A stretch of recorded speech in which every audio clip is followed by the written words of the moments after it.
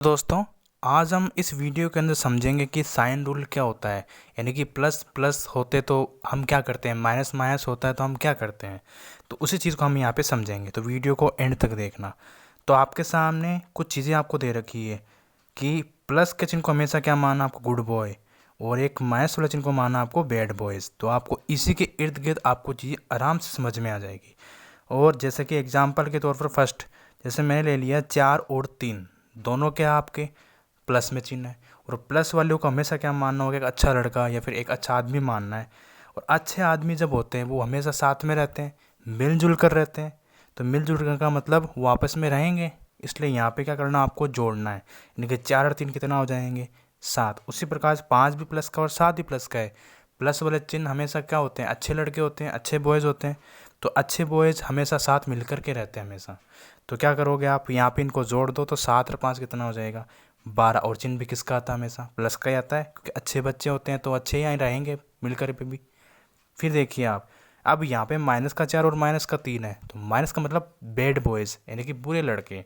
जब बुरे लड़के आपस में साथ रहेंगे वो भी मिलेंगे ही, बुरे बुरे के बीच में तो अच्छी बनती है, तो वो तो साथ में ही रहेंगे। इसलिए यहाँ पे भी क्या हो जाएगा, आपके जोड़ हो जाएगा। तो 4 और 3 कितना हो जाएगा यहाँ पे, 7। अब रही बात चिन्ह की, जब बुरे बुरे व्यक्ति मिलेंगे तो बुरे ही बनेंगे वापस आकर के, तो इसलिए चिन्ह भी किसका लगाना पड़ेगा आपको, यहाँ पे माइनस का।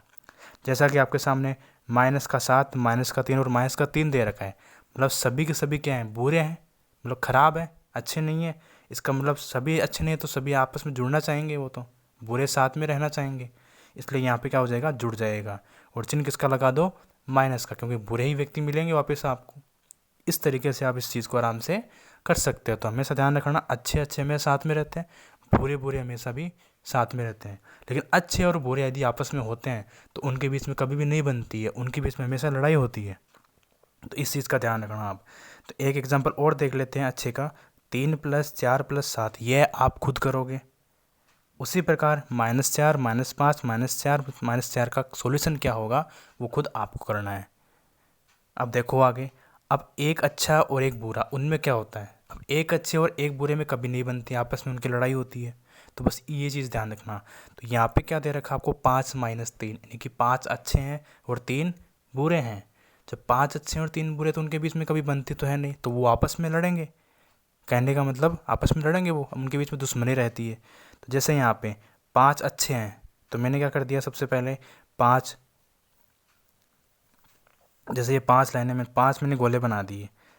अच्छे कितने टोटल मिला करके 5 है, तो 5 0। अब बुरे कितने हैं इसके अंदर, -3, यानी कि बुरा मान के करो याद, जल्दी समझ में आएगी चीज़ें।